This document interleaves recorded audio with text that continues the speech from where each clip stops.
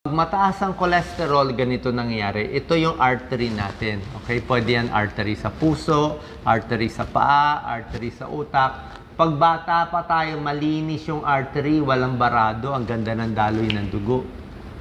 Pag tumatanda, may konti ng cholesterol dyan.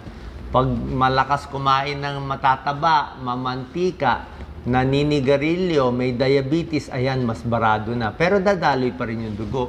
Pag ganito nakabara, sobra na bara, parang ganyan na yan, heart attack na yan. Yan ang delikado. Ano ang komplikasyon ng high cholesterol? Kinakatakot natin. Maraming komplikasyon. Basically, ang ayaw natin, magbara yung ugat, artery sa utak, stroke. O magbara yung artery sa puso, heart attack.